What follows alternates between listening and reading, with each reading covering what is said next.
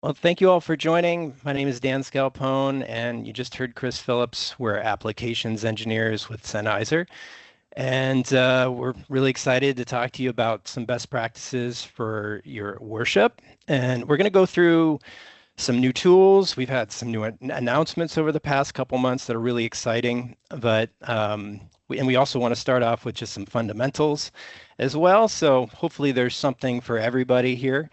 Um, so on the topic of fundamentals, we like to, where it all begins is with the microphone and really picking the right microphone for the application that you're doing. And so one of the kind of the critical concepts that we look at is this idea of critical distance, or understanding where the sound becomes greater than the sound of the ambient sound becomes greater than the sound of the microphone. And as you can see by this graphic, where that pulls away. If somebody's on a dynamic microphone, that has a very small critical distance. So if they pull the mic away, you're not going to hear them. Whereas if you're miking a choir and you have ceiling mics, critical distances can be quite long, and in some cases 12 to 16 feet in some cases. So it's really about matching the right microphone for the application. And so another kind of fundamental concept when picking the right microphone is we have dynamic microphones, we have condenser microphones, um, looking at what would be the best fit for the application. So dynamic microphones, they have high SPL handling, they have higher feedback rejection, they have a very short critical distance, lower sensitivity. If we have loud stages, then dynamic microphones will be a better fit. With condenser microphones, we have medium SPL handling. They tend to be a little bit more susceptible to feedback, a little longer critical distance, but we get more clarity, we get more detail.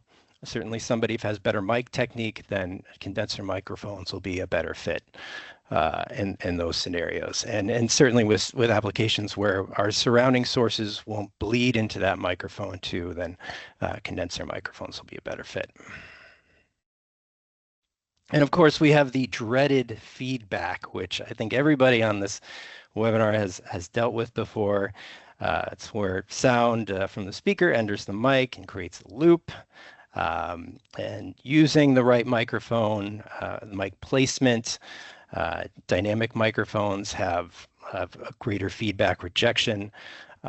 One microphone that Sennheiser makes, we have the 435 that has some of the highest feedback rejection that Sennheiser has ever put onto a microphone. So that's a great option when you are at risk of feedback.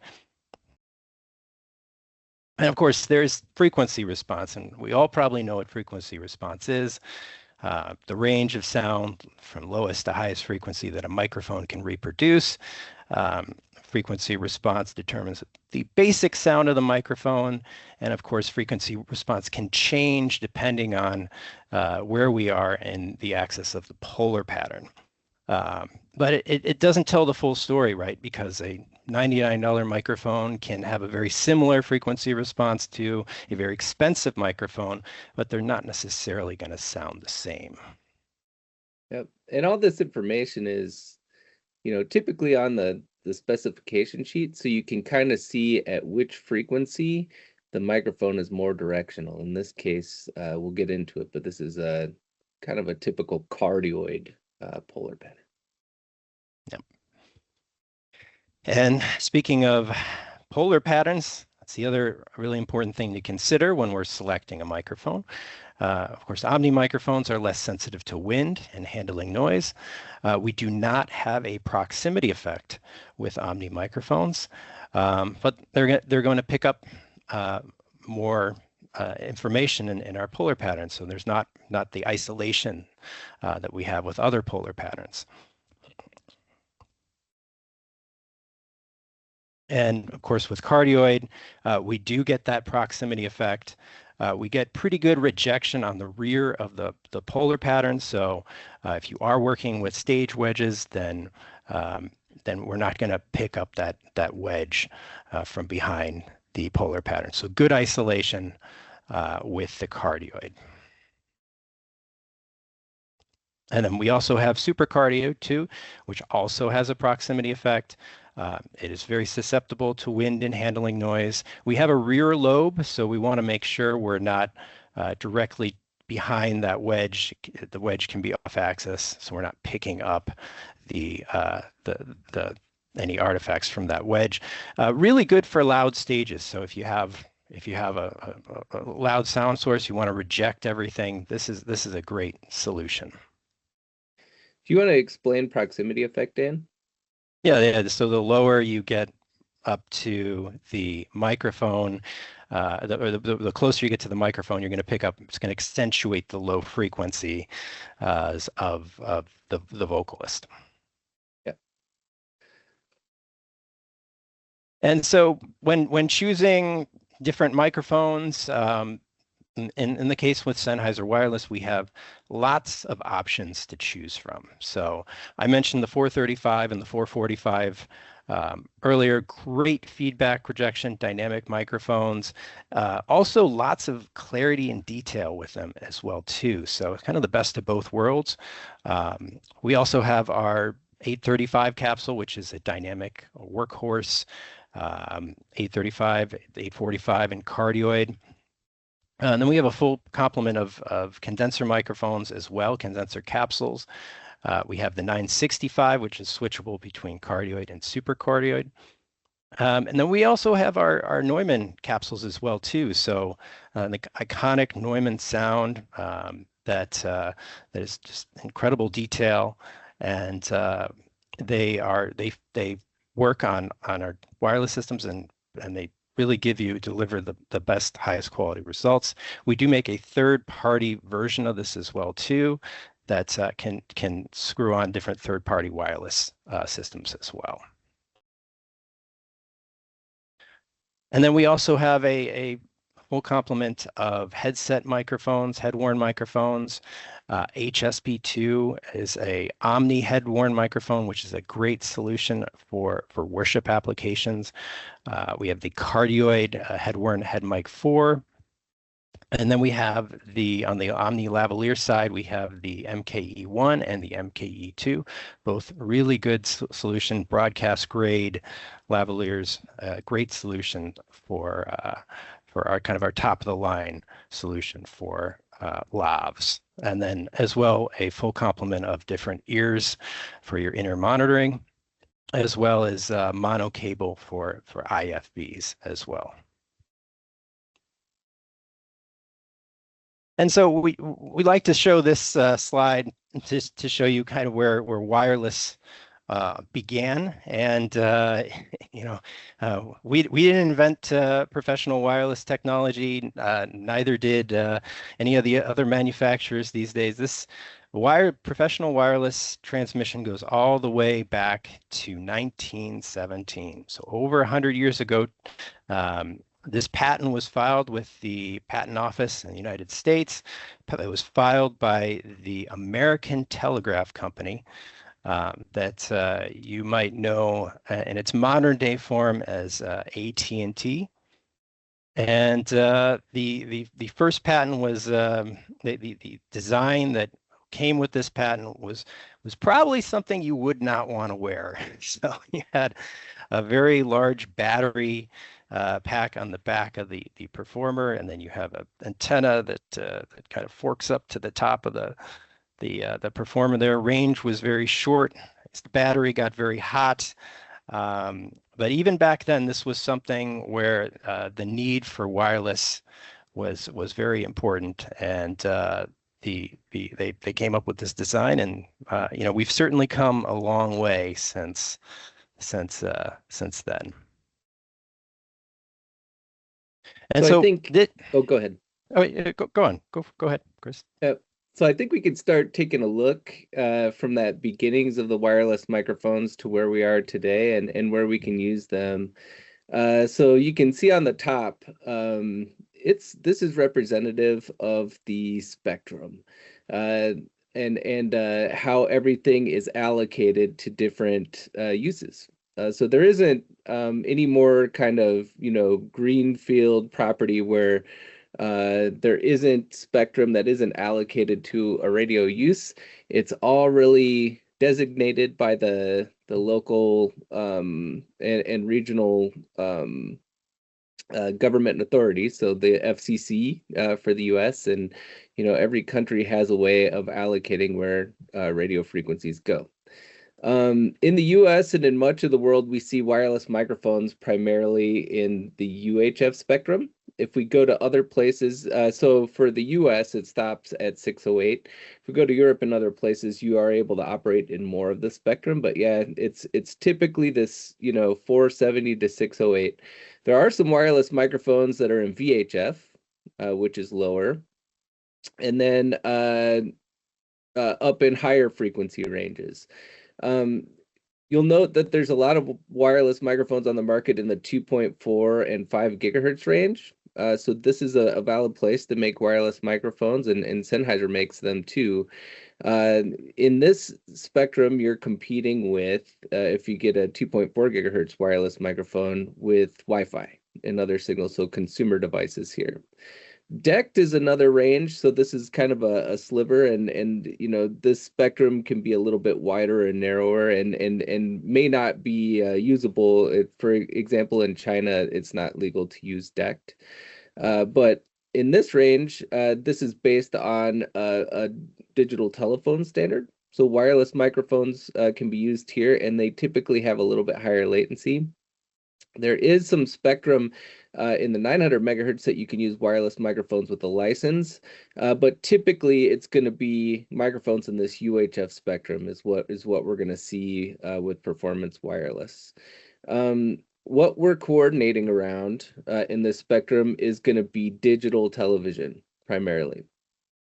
So this spectrum has become more compressed and more compacted in over the years. So 15 years ago, we were able to use wireless microphones all the way up through the 700 megahertz, and there's been a series of auctions because this spectrum is really ideal to use small portable devices like a wireless mic or a phone. It is good for battery life. And we'll talk a little bit about why that is. And then the antenna size is also ideal. So sometimes this is called the beachfront property in the UHF spectrum.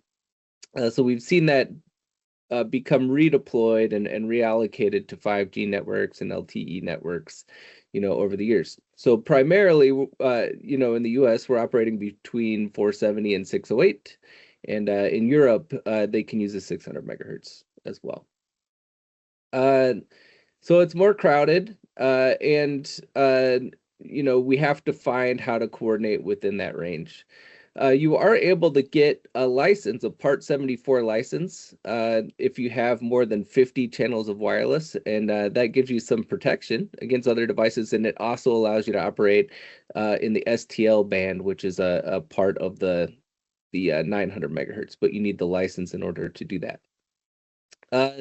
Recently this year, we were able to get new regulations passed for wireless mics. And the goal for this is a new technology which we call WMAS, or wireless multi-channel audio systems. And this is in response to the spectrum becoming more compacted, having less of it available. We want to be more efficient with the use in that spectrum. So and we'll dive in a little bit deeper, but these systems will be coming out soon. We're already, Sennheiser announced Spectero, which is our first one. That's our first iteration of it.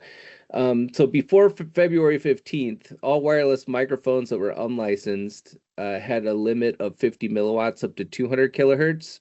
And after February 15th of this year, we can now make wider carriers with multiple channels and multiple audio links on them. So we can go 50 milliwatts up to 1 megahertz, and then we could go 100 milliwatts up to 6 megahertz wide.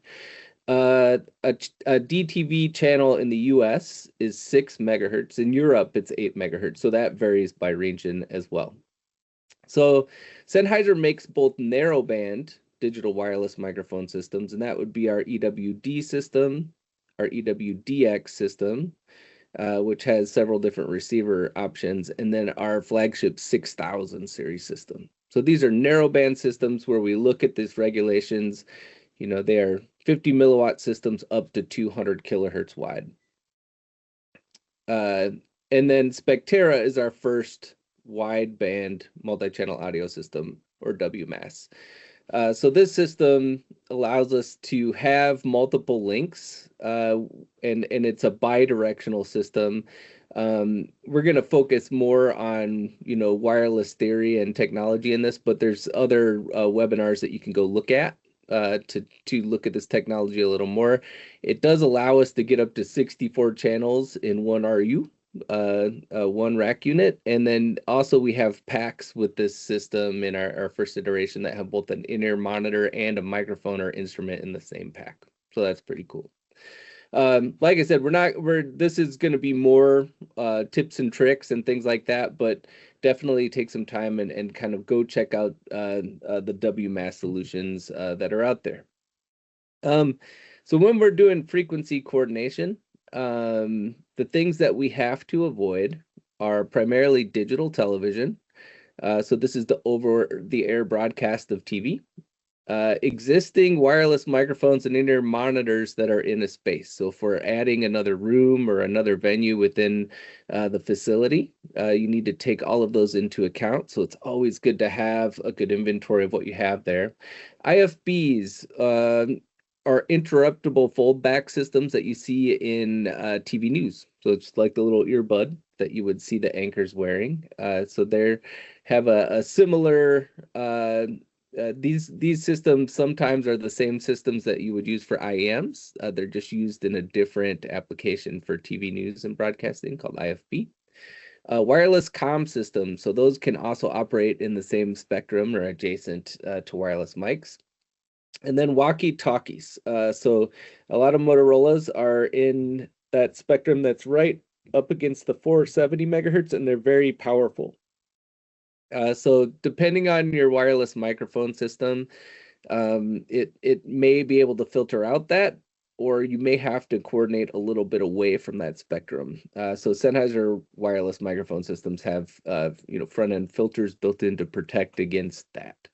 But know that right up against the 470 megahertz, you might have interference from walkie-talkies. We're going to talk about intermodulation. So this is interference that can be created when you don't frequency coordinate your wireless microphone system. So some wireless mics and or IEMs and IFBs will create intermodulation with each other. One thing that's not on here, but we'll take a look at, is public safety. So that's another thing to be aware of in the 470 to 512 range. So kind of the lower range of the available spectrum for wireless mics. If you're in certain markets, it's 16 markets in the US, that could be used for public safety. So, Los Angeles, Atlanta, Washington, D.C., they're usually larger markets. There may be some emergency communication going over those channels as well. And we'll show you how to find those. So I want to talk about intermodulation.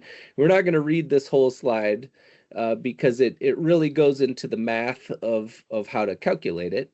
But essentially what is happening with intermodulation is when you have transmitters that get close to each other, sometimes that transmitted power from one transmitter goes in to the antenna and to the amplifier stage of an adjacent transmitter. And if those aren't built in a way where they're linear enough, or if they don't have any isolation in there, then they create harmonics, similar to harmonics that you would see on a guitar or a musical instrument. So what we see in these pictures is we have our two wireless microphone carriers, and they're 1 foot apart.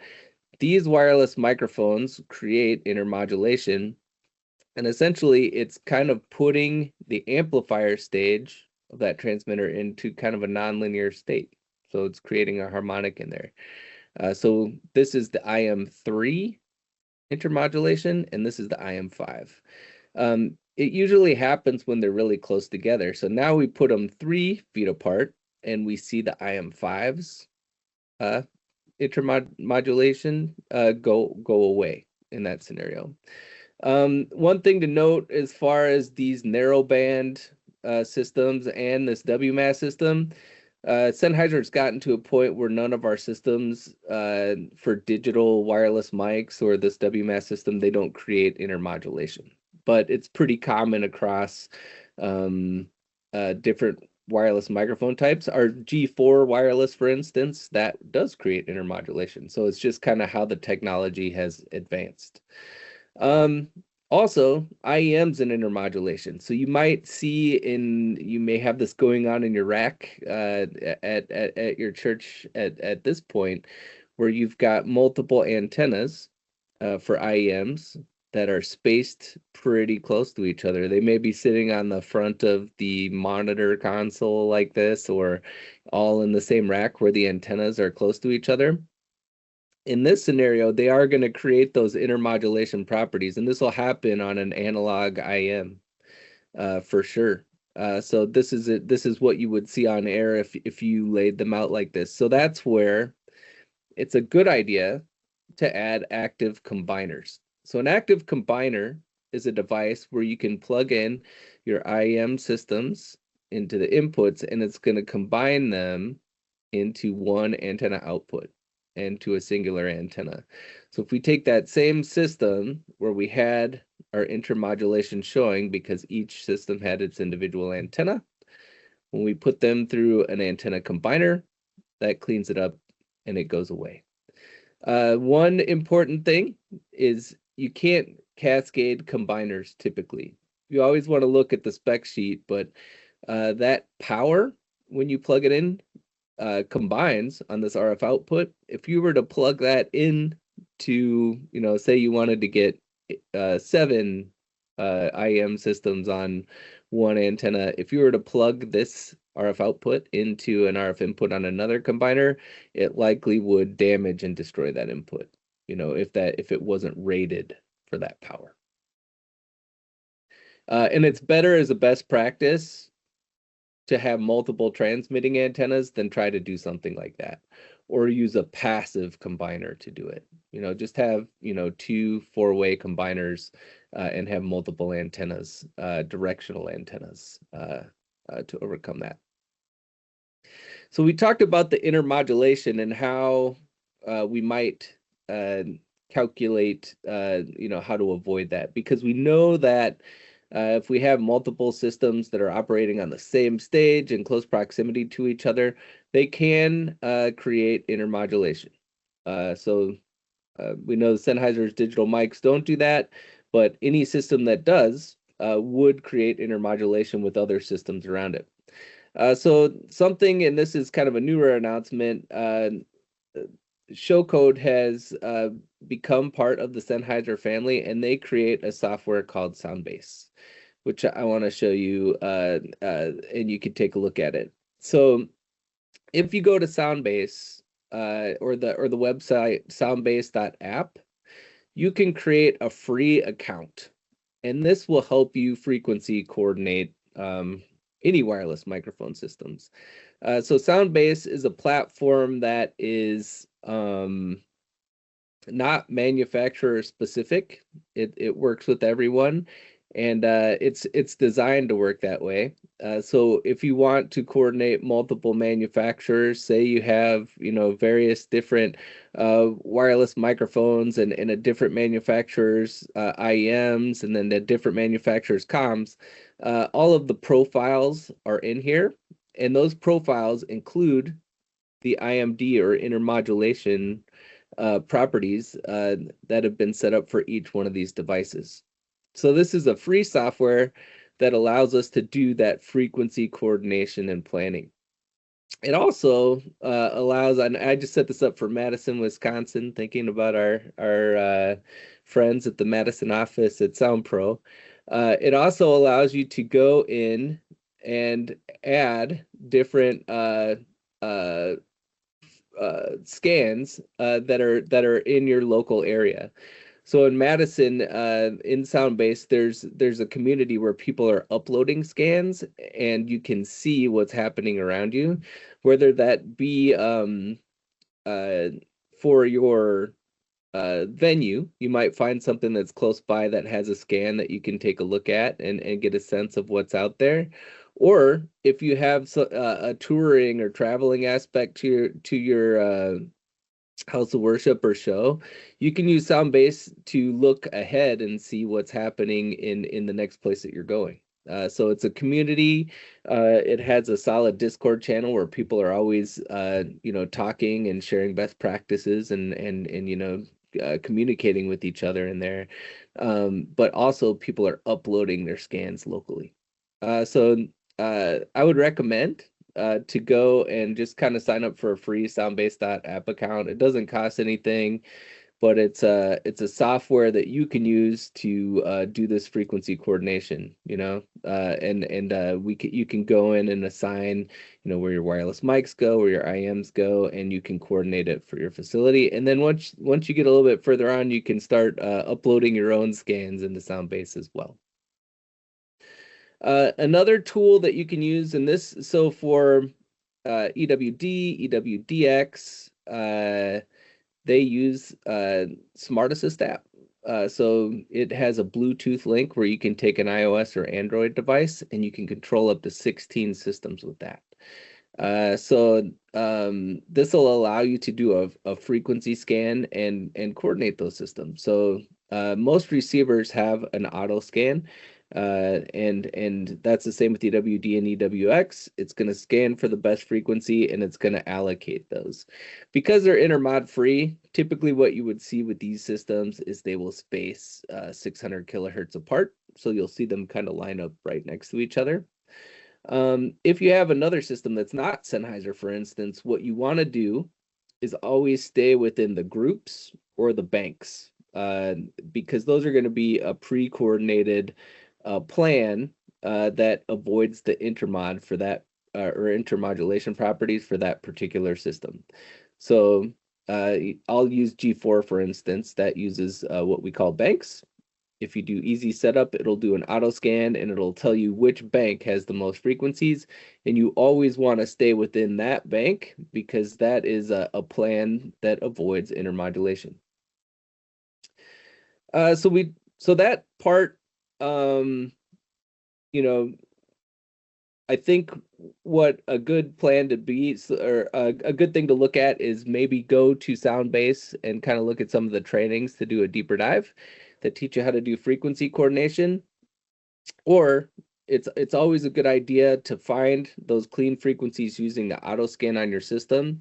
If your system has groups or banks, you always want to stay within those groups or banks because that is going to be the coordinated plan to avoid intermodulation. And then that auto scan, when you do an auto scan on the system or an easy setup for Sennheiser systems, that is going to find parts of the spectrum that aren't dealing with DTV.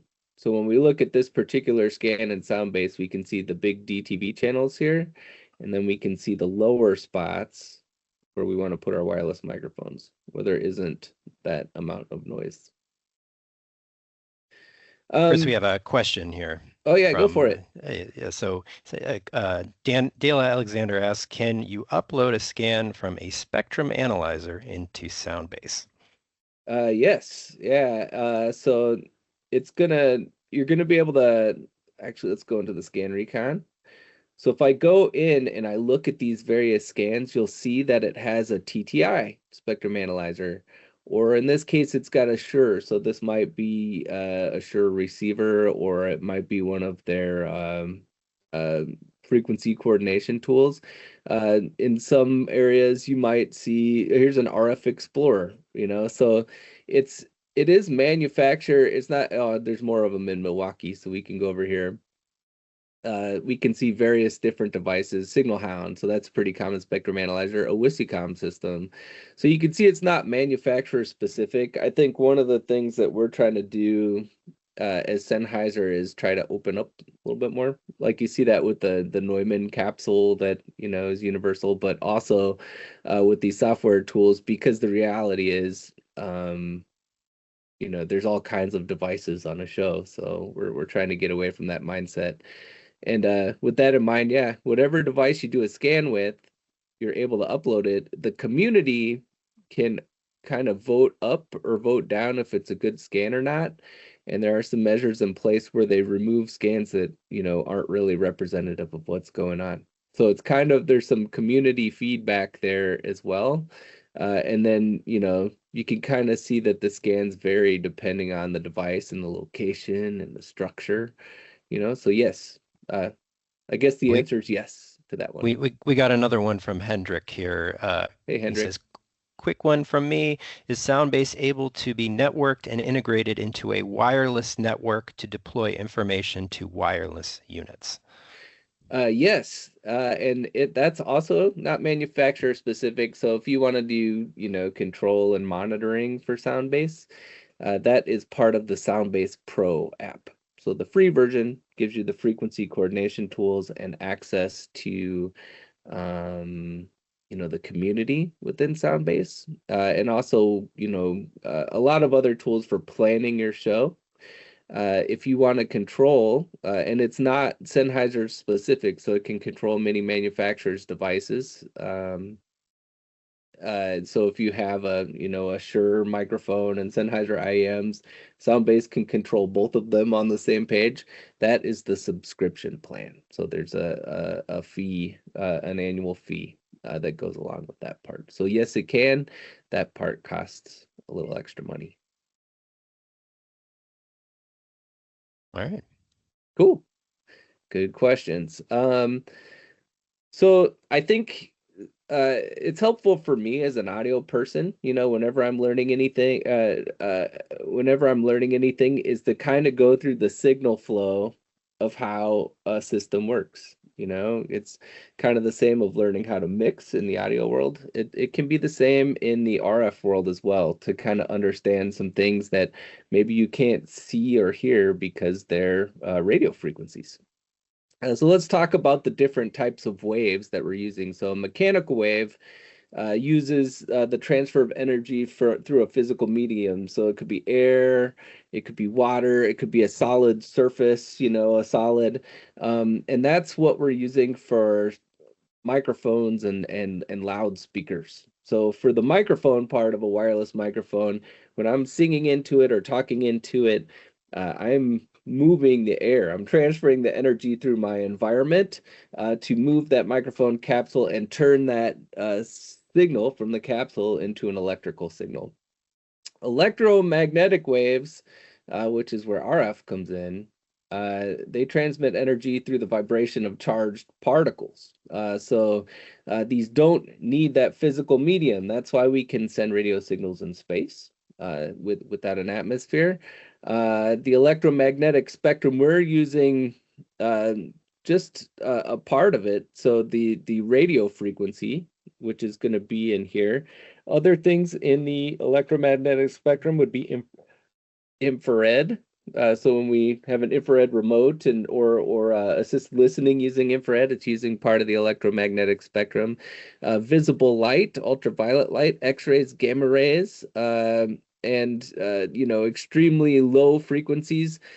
These are parts of the electromagnetic spectrum, and they travel at approximately the speed of light typically. So our radio waves are going very, very fast. When we talk about a frequency, to understand, the relationship to some of the physical things with wireless microphones, a 1 hertz is the distance measured from the crest to crest or trough to trough is one wavelength, we would say. And because it's traveling at approximately the speed of light, one wavelength it is approximately 186,000 miles from crest to crest or trough to trough. When we do antenna design, we want to have an antenna that is a half a wavelength. or even a quarter wavelength. We'll look at some of those antennas.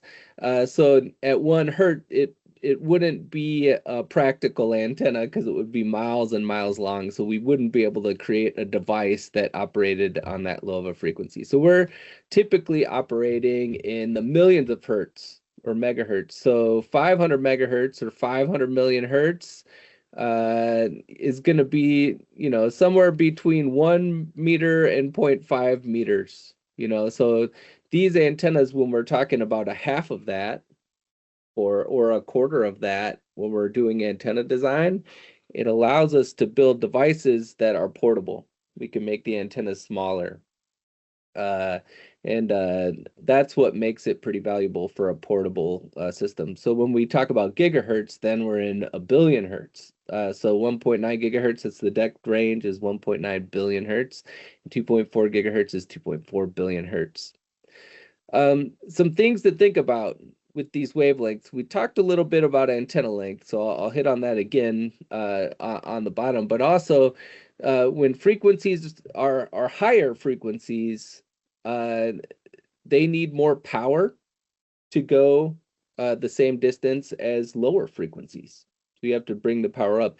They're also a lot more reflective, and they're not going to go through structure as much as lower frequencies. Reflection, higher frequencies are going to reflect more, and sometimes that means they're going to be contained more in within structure, and they're also going to have more reflection when we talk about diversity system and receiving antennas. For cable, when we're going to do a deeper dive into what type of RF cable to use, higher frequencies have more loss over the cable than lower frequencies. The antenna length, the higher frequencies will have shorter antennas and lower frequencies will have longer antennas. So we need to have an antenna that's practical to be on a portable device. And then the range, higher frequencies need more power to cover the same distance as lower frequencies than lower frequencies. So we see this chart, our UHF spectrum is the middle line. When we go up to 2.4 gigahertz, we go from 100 milliwatts, and this is so, in free space, 1 kilometer, we want to travel that. So this would be without obstructions and things like that. You would need quite a bit more power, so up to 1 watt for 2.4 gigahertz, and then down lower at 100 megahertz, you need less power. So that affects battery life, the amount of power that you need to use. Let's talk about the effects of physical structure on RF and how we might measure that. So metal structures, underground structures, they're highly reflective and highly contained. So reflective structures, concrete, masonry, and stonework are going to be reflective and not allow the RF to pass through them. Partially transparent wood, drywall, and windows. I put an asterisk on the windows because a lot of windows have a film and coating on them, and some of those can completely block RF. And then transparent outdoor environments or line of sight. When we're setting up wireless microphones in a space, we want to make that line of sight as good as possible. So when somebody is moving throughout a space with the wireless microphone, we want that wireless microphone's transmitting antenna to have a line of sight to the receiving antenna. We want to make it as transparent as possible. The RF signal may pass through some of this structure, but we don't want to necessarily count on that. Diversity. So narrowband wireless microphone systems, this is a little bit different with the Spectera system if you do a follow-up and look at that technology. They usually use 2 antennas, and we call this a diversity scheme. The reason for that is the signal is bouncing around. We talked about the reflections, and sometimes it takes a longer route for that transmitted signal to arrive at the receiving antenna. When it does arrive, sometimes it'll come in at 180 degrees out of phase. And when you have 2 waves that are 180 degrees out of phase, they will cancel each other out. And if you just had 1 antenna, you would constantly see the signal drop. it would drop. So we want to have antennas that are spaced at least a wavelength apart. So we want to have several feet of spacing between them. It's good to have them both be up and have a good line of sight. In a diversity scheme, when that phase cancellation occurs, one antenna is going to have the drops, and we can kind of see that. This represents as somebody's moving throughout a space.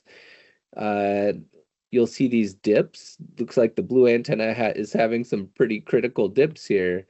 When that happens, the other antenna will take over and pick up the slack. So when we have a diversity scheme with two antennas that are working well, we always want to see on the receiver that there is some switching going on between the two antennas. That means it's working. If you always see on your receiver that only one antenna is always working, you might want to unplug that antenna and check to see if the other antenna has an issue or something. You want to see it switching between the two antennas because of this diversity scheme. There's several different types of diversity. We won't dive too deep into them, but essentially what diversity means is you want to optimize two antennas.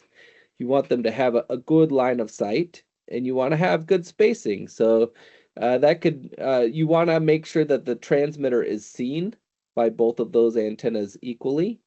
And you can put them on either side of the stage. Sometimes you'll see them spaced out on one side of the stage, but we want to make sure that this is happening. You don't want to give one antenna a bigger advantage over the other one. Don't have one firing through a wall or through a big obstruction. You want to have both of them with good line of sight. There's different types of antennas. So omnidirectional antennas, this goes back to those microphone polar patterns. These little quarter wave antennas that come with the receiver. These need to be mounted on a ground plane. So either the back of the receiver or a piece of metal. So a metal mounting plate with a bulkhead on a rack mount. But you cannot put these on the end of a cable or they won't be effective. These little short, included antennas. These half-wave antennas, so this is a dipole half-wave antenna. You can see they're a little bit longer. These you can mount on the end of a cable. And you can see that they pick up all around them in one plane. And there's kind of these little null spots on the top and bottom. So that would be here and here. Those, if you look at this pattern, if you were think of it three-dimensionally, the pickup pattern would be kind of like a donut on the antenna, so there'd be a little null spot here and a little null spot there. You also see these antennas that look like shark fins, they call them sometimes. This is a log periodic directional antenna. So these are more like your cardioid microphone. They have a front end, so this is going to give you some gain here in the front end, and then they're going to reject from the backside. If you have adjacent rooms that have wireless microphone systems in them, or if you're trying to, isolate the pickup area to a stage or ignore interference from DTV on the backside of it, that's how you can use these. But you always want this direction to be pointed, the main direction on the front towards the wireless microphones. The way that these are designed is as the wireless or the RF signal comes in, there's different elements that are longer and shorter, and they resonate in a way that gives you forward gain. So this will give you 5 dB of gain, which can overcome some cable loss from a passive antenna without you having to plug it in. Another example of an omnidirectional antenna, this is a wider band omnidirectional antenna. The A1031 has a similar polar pattern to the first ones we looked at. And then there are circularly polarized antennas. So the polarization of an antenna, when a handheld microphone is held horizontally when somebody's talking, and the receiving antenna is vertical, if it was in free space, this would cancel out.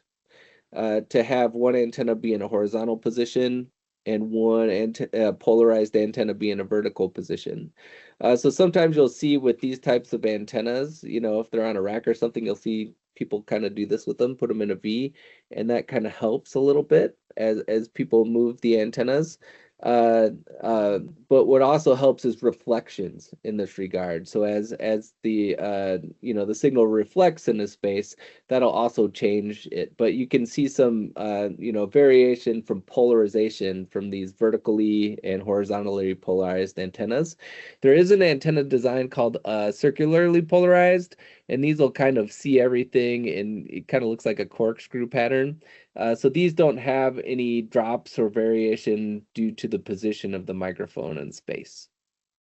This type of antenna also has a high degree of forward gain, so 10 dB of gain.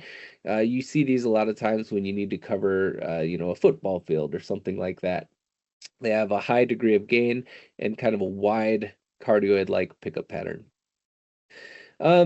Another thing to bring up is active antennas. So we're kind of going down the chain. We've got the transmitter, and that's going to take that electrical audio signal and turn it into an RF signal. And now we're looking at the receive antennas, which is the first point of the receive system. We have a good line of sight between those receive antennas and the transmitter antennas as they move about the space. You'll also see some antennas that require power and have an amplifier on the side of them. So these are active antennas. That power typically comes over the cable. So your antenna splitter or something called a bias T, which can inject 12 volts of power onto the cable, can power these. And what we want to do as we go from the receive antennas all the way back to the receiver system into the receiver input, we want to make sure that the gain or loss over that cable system is as close to zero as possible. So we'll look at cables in a minute.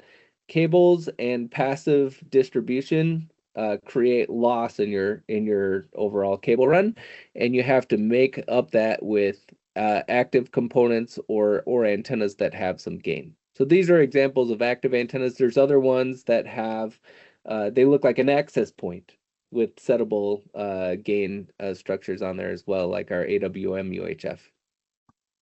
So these have the amplifiers or the boosters on the side of them. You can also get inline boosters that you can use to overcome some loss in the system. One thing to take into account is the best place to boost the signal is always going to be at the I'm going the wrong way, at the receive antenna or as close to as possible. So this is pretty perfect because it's attached to the antenna. If you have a separate booster, you don't want this to be in the rack after a long run of cable. And the reason for that is as that signal loses strength, as it goes over the cable, the image of the signal, so the carrier, we call it the RF carrier, is closer to the noise floor by the time it goes over that cable. It's lost some. And so if you boost that, you're boosting the noise along with the signal. So if we have it at the antenna or right after the antenna, so this little booster is living out at the antenna. When we boost that signal up, we boost up the best version of the RF signal or the RF carrier to noise that we can before it starts losing strength over that cable. So antenna boosters should always go out at the antenna and not in the rack. And then another thing to look at, so this is an example of a narrowband booster. That's why we picked this one. Some boosters are only going to boost a certain frequency range. So before you put this in line in your system, you want to make sure no receivers downstream are outside of this range. So for instance, if you had something that was in the you was tuned to 590 megahertz, this booster isn't going to boost that signal and may even attenuate it where that receiver will not work. So pay attention to the range when you're using different antennas and boosters. So the most common source of loss in a system is going to be the RF cable. We always want to use a 50 ohm cable. So these connectors are BNC connectors. You see them commonly with video cables as well. Those are going to be 75 ohm cables, and they're not designed for these types of systems. The signal may pass through a 75 ohm cable, You may have used them in a pinch, but you're creating impedance mismatches. So that 50 ohm to 75 ohm, which creates loss. And you're also creating some strange reflections within the cable when you use a 75 ohm cable. So the first most important part about cable is to use a 50 ohm cable, which is designed for these types of systems. And then the cable spec.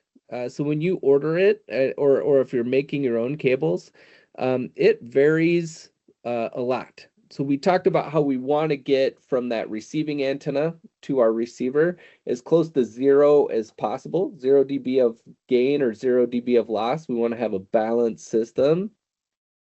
If we use an RG58 cable, which is a fairly common cable, you're going to be between 10 and 12 dB of loss per 100 feet. So this is a good, RG58 is a valid cable, but it's really good for shorter runs.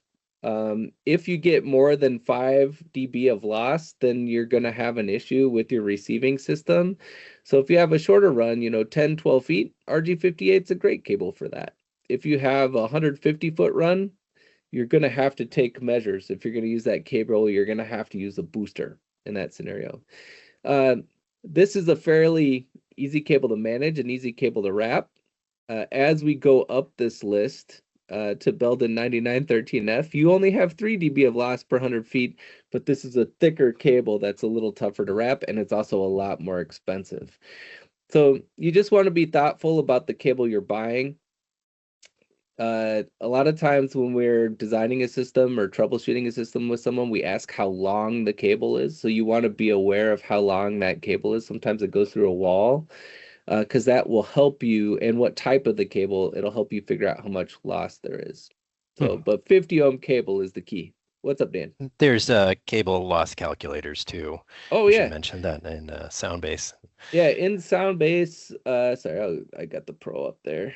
In Soundbase, if we go to tools, there's a cable loss calculator that's got all the manufacturers of cable here. And you could put your length, and it is frequency dependent. We talked about how lower frequencies can go further over the cable than higher frequencies. So you would put the frequency in there. I usually put 600 megahertz because in the UHF spectrum, that's kind of a worst case scenario, if I don't know where I'm tuning the system at that given point in time. So Soundbase, or we also have this link. It's QSLNet is another cable calculator if you're not using Soundbase. It looks a little old school, but the information is awesome in there. Another point and loss, and we can calculate this, is passive splitters. So sometimes they look like a little T. Ours are, they're DC coupled, and they're, they have a good industrial design to them. This is kind of what they look like. They don't have power, and so anytime you split a signal, it's going to have some loss if there's not an amplifier in there to overcome it. So an active splitter would have an amplifier built in. A passive splitter does not, and it has loss. So a two-way split is 3 dB of loss. A three-way split, 4.8 dB of loss, or almost 5, and then a four-way split, around 6 dB of loss. So this is something that you want to calculate in if one of these is in line. Where you would use a splitter is if you want to take that antenna signal and split it out to multiple receivers in your system. Another thing to look at, so if you have active components, those boosters or active antenna that needs to have power going over the coax, you want to make sure that they are DC coupled on the spec sheet. So that if you plug in a DC power supply, it's going to pass through and power the antenna out on the other side. And then active splitters. So active splitters mean that there's an amplifier that's in there to balance out the loss. So this splitter, which is the EWD, ASA, EWD, it is an active splitter that is unity. So what comes in from the antenna is balanced and doesn't add any more or gain or loss to the output that's split out to the receivers. Also, you can kind of see on the back, it says 12 volt. This splitter provides power to the antennas upstream, but if it's an EWD receiver or a D4 receiver, it will also power the receiver over these coax, which can kind of keep your rack clean. And then there's a loop out as well, so you can kind of chain two of these together. But I want to go through some examples of how we can kind of calculate this loss and give you a visual of how you can kind of walk through this process when you go to your own system to determine if you're getting close to that 0 dB of gain or not. So here's an example system where we've got an 8-channel system. We have our active splitters so they don't add any more gain or loss. So we would consider these to be 0. We have loss on our cable, and then we have some gain on our antennas. So 6.5 dB of loss on our cable. It's a 50-foot run of RG58. We have 5 dB of gain on our antennas. And what we really want to do is not have too much gain, so not more than 3 dB of gain, because that could potentially overload the front of your receivers if people got too close to the antennas with the transmitter. And we don't want to have too much loss. So really 5 dB of loss, more than that, 5 or 6 dB of loss, you're not going to have stable reception on your system. So you really want to get as close to 0 as possible. In this case, we have a total loss of 1.5 dB, which is good. That's pretty close to 0. And we're going to say that this is a good system. So you can kind of walk through and see, you know, how you might think through that process from the receiving antenna, the cable, the splitters to your receiver RF inputs. Here's another system. So we have 16 channels of EWDX, and they're connected to these ASA splitters, so no loss on the splitters. And we have omnidirectional antennas, which don't have any gain in them. So the cable, 200 feet of RG213, which is another type of cable, 11 dB of loss. That's not going to be a good system. So what we need to do in that scenario is add some boosters. We can set those boosters to the 10 dB setting, which gets us very close to that 0 dB, and only 1 dB of loss. So that's going to be in a good range. Also, be very careful to set the boosters or know how much boosting power, because if you end up in line, I went to a system the other day that was having issues where they had 2 boosters in line. So they were giving the receivers 18 dB of gain after the antenna, which was overloading the front end of the receivers. So you can put too much gain in there as well. So in this system, we balanced the booster to the loss that we knew that we had, and it created minus 1 dB of loss. It's a good system. So I do want to go through a troubleshooting example. I want to do a time check because I know we had 40 minutes, or we were pretty over at this point. We've got some questions. We got some questions. Okay, let's go through questions. Yeah, that's a good idea. So I may as well hit this one because it relates to what we were just covering. Adolfo asks, what if I had to split several antenna for the same receiver, multi-floor building using the same microphone? Yep. So you can, that is possible to do. And you use something called a zone combiner. So for instance, ours would be the ACA3, which is a 4-zone combiner where you can have 4 pairs of diversity antennas, you know, that you would run cables out to different points in the building. And they would feed, you know, a splitter system like this, which would feed a central group of receivers. In that scenario, you could walk between those zones, and then that microphone is going to work in different rooms. You really have to be careful when designing a system like this, because this workflow that we just talked about becomes really critical because you want to balance all of the antennas in the system to be as close to zero as possible. You don't want to have one antenna with plus 6 dB and one antenna with minus 7 dB. You really have to be intentional about how you're balancing those runs out. When you're going through multiple floors, the loss over the cable is going to be different for each run. So you want to have ideally an active antenna where you can kind of tune. So these have different, gain settings. You can tune all those antennas to balance the entire system out. Sennheiser, if you had an application like that, our company, and there's other, uh, you could reach out to SoundPro and they would engage us. We offer system design and also commissioning where we'll come out and measure the loss on your cables and balance your antennas out. If you're doing it on your own, and you're doing a multi-zone, so you need to design a zone combiner system and you need to make sure that all of those antenna runs are balanced to 0 dB. So there's a little more engineering that goes along with that. Go We ahead, should Dan. also mention Spectera greatly Oh, simplifies this yeah. as well. So makes Yeah. multi-zone much easier when you're using multiple antennas. Yeah, when we talk about Spectera, we didn't dive too much into this. When it starts shipping next year, that's a system that uses category cable. So if you're doing zone combining, you can run up to 100 meters on a category cable, and you don't have, this relationship of measuring loss. It's just like, are you within the range? And if you have to go further, you can use layer one fiber converters to go a lot further than that.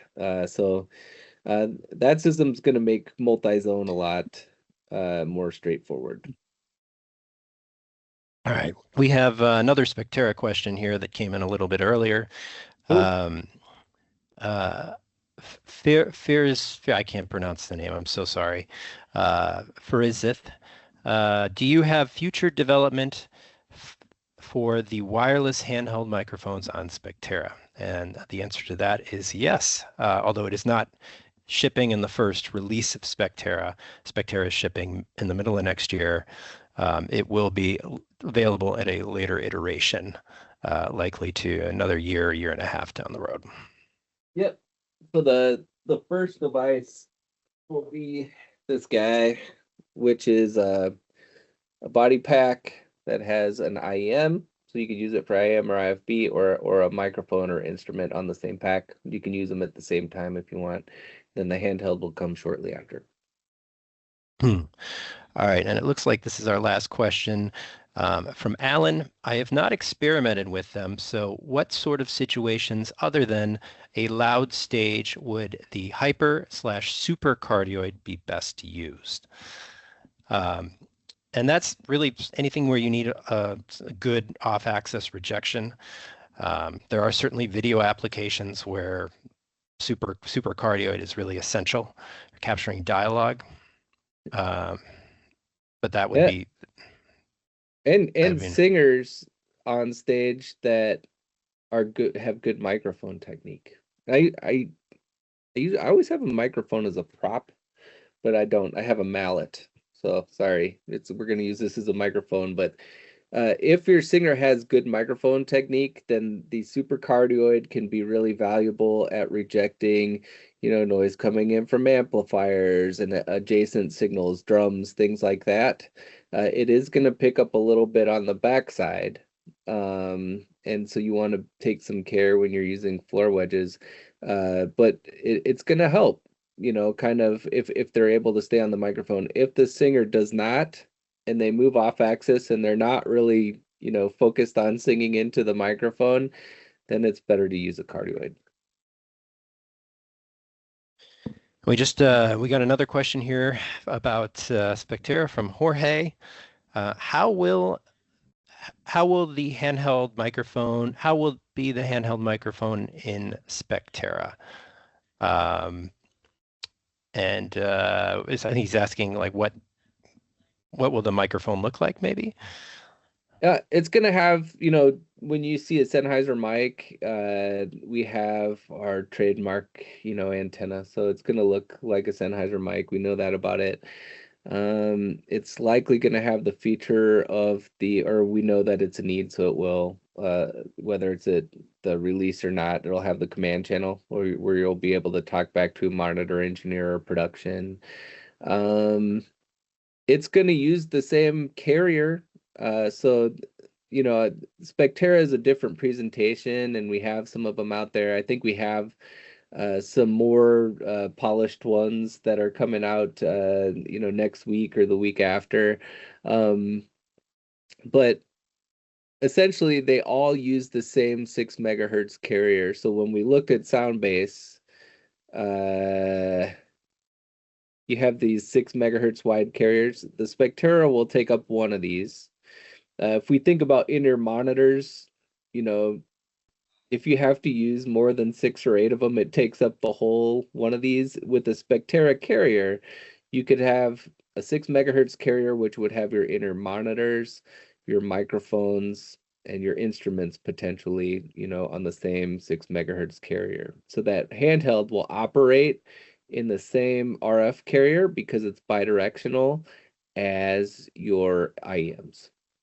So it will look like a Sennheiser handheld. If you kind of think of artists that are, popular, if you've used our handhelds before, it'll have that, design, and it will operate just within the Spectera ecosystem. All right. Hopefully that answers that. Yeah. So I think we covered all the questions here. I'm just double checking. All right. I think we got through them. Looks like we ran a little over. A lot over. Sorry. Yeah. But thanks for sticking with us. Yeah, we appreciate it. Thank you to SoundPro for putting this together. Really appreciate it. So if you have questions about Spectera, EWDX, wireless multi-zone system, reach out to your SoundPro reps. And, we work very closely with them, and, they're going to get in touch with us if it's something that's not too straightforward, but they're really good. And, any Sennheiser you need that you guys have, reach out to them. And thanks SoundPro for having us. Yeah. Thanks for your time, everybody.